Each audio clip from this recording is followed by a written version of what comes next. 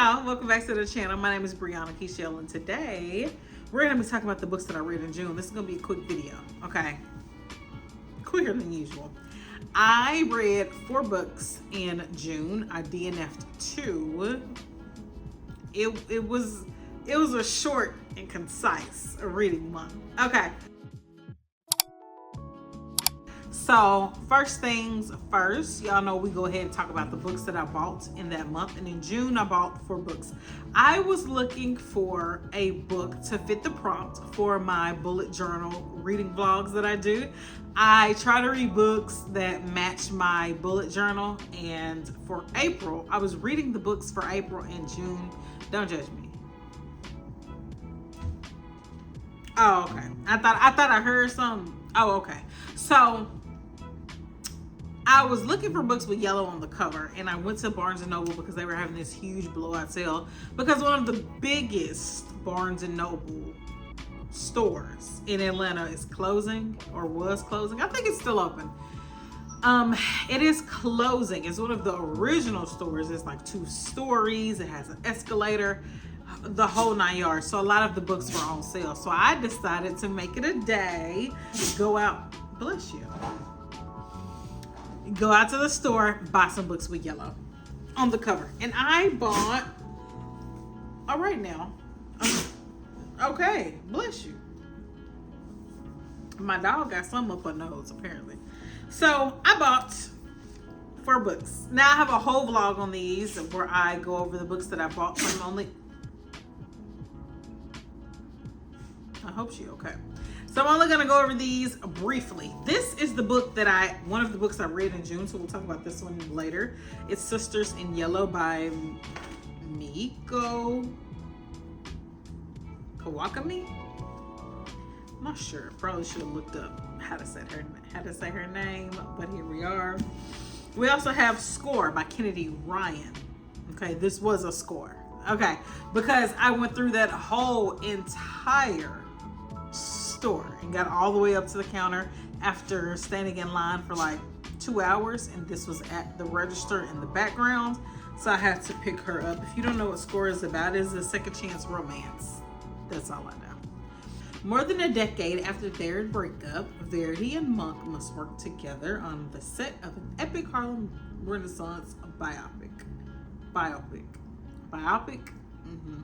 With Monk, now a world-class musician, creating the score, and Verity, an award-winning screenwriter, penning the script. There's Oscar buzz before shooting even begins. This once-in-a-lifetime project could catapult them both to new heights, but can they put the past behind them for the sake of the film? For the sake of something more?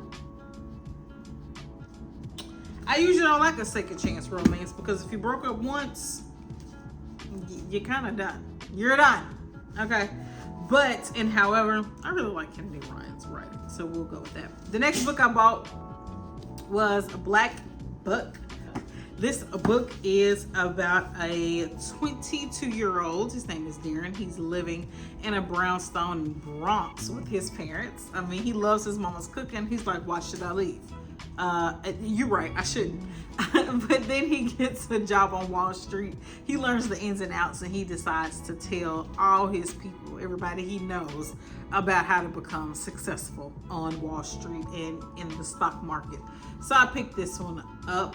It says, oh, things turn tragic at home, and Buck feels he's hit rock bottom. He begins to hatch a plan to help young people of color infiltrate America's sales force, setting off a chain of events that forever changed the game. So, excited about that one too. And the last book, remember, I was looking at books that have yellow in them. Okay. The last book is Where the False Gods Dwell by Denny S. Bryce. So you got a con artist, you have a wealthy wife, a student, an anthropologist, and a Jamaican labor union activist who meet on a voyage. When a deadly storm bears down on the island, imperiling the women's missions and their lives, they must form an unlikely sisterhood. To survive, they will need each other more than anything or anyone they've ever needed. Yes. So those are the 4 books that I bought in June. Now, let's talk about the 4 books that I read in June. First, let's talk about the DNFs. I have 2 DNFs. So I have 2 DNFs, and the long story short is I should have never tried to read these. Okay? Especially not Moth to a Flame. Moth to a Flame is about this young woman in Flint, Michigan, who cannot stop going back to the same person. That's why it's called Moth to a Flame. She's like a moth to his flame. Since it's told from her perspective, like, I get it. She is a young woman who is enamored with a grown man, and she's 17. She almost gonna be 18. The problem I had with this book is that I felt that maybe the parents were enabling her to seek out the company of older men, and I didn't like that. I also could have been like reading into stuff. I don't know. This book just wasn't for me. However, if I would have read this book when it came out, I probably would have ate it up. I do want to make that very clear. Also, I read, so I DNF'd it. I have a whole video about why I DNF'd this book, especially on my Patreon. I go deep into like the quotes and everything that was said, whatever. I also have a vlog about why I DNF'd this book, as well as The Perfect Find by Tia Williams. I enjoyed Tia Williams. I read 7 Days in June. I liked it. There are certain things that I didn't like about it, but I absolutely loved her book. Now I can't remember the name of it. What's the name of that book? What's the name of that book? A Love Song for Ricky Wilde. I love that book. Loved it. I also am a big fan of okra, and there was a scene where they were talking about okra, and that just won my heart over even more. So I like Tia Williams. I like her writing. The Perfect Find is about this woman who is in like the fashion industry, the magazine publishing industry, something like that. She has a frenemy who she has to go work for, and the male main character of this romance novel is her frenemy's son, which that would have been cool, but y'all, sometimes I get stuff stuck in my head and I can't let it go. So apparently the main character, what's her name? Is it Aubrey? I'm sorry. The female main character, she grown, she good and grown. The male main character is like 22. He's grown as well. That's not the problem. So the female main character finds out that the male main character is her frenemy, who's her boss, her frenemy's son. And she remembers this young man as a child, as like, I don't know, young, like 11, 12 years old, when he was walking around Snaggletooth asking for people to watch his documentary that he made about some rappers. That's cute. I will give him that. But like, I can't get that image out of my head. Now that you've given me an image of the female main character being a grown woman while the male main character was a child, I can't get that out of my head. I could have done without that. I really could have. So I was like, oh, I gotta DNF it. So that's the only thing I'm gonna think about. Because also, if the roles were reversed and this was a male main character who was big and grown, and the female main character knew him when she was really young, this would be a different conversation. So I DNF'd it. Now let's talk about the 4 books that I actually read, starting with the 2 that you already know about. The first book is Until the Sun Rises by Michelle Sims. So I have already given a full review of this book. This is a romantic suspense about this couple who are taking a second chance on a romance, and then there's somebody lingering in the back of their life who just can't let something go. Yeah. So if you like a romantic suspense, go ahead and check out Until the Sun Rises by Michelle Sims. I was seeing an arc of that book in exchange for an honest review, so I have a whole video about that. Then we have Sisters in Yellow. I read this for my April bullet journal reading vlog, even though it was filmed in June. Stay focused. This book is about a young girl. I think her name is Miko. No, where did I get that from? Oh, the author.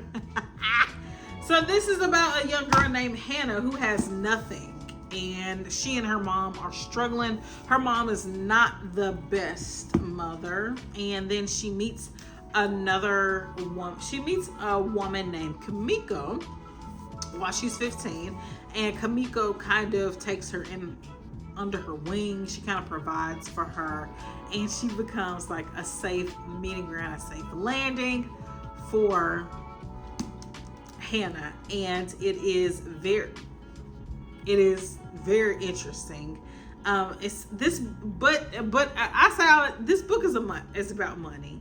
It really is. Hannah learns that when she's young, her mom is no good with money, so she like tries her best to save a little bit of money. That goes wrong, and then she meets Kamiko, and then they start a bar. They name it Lemon, and that kind of goes wrong. It's just like she is obsessed with money.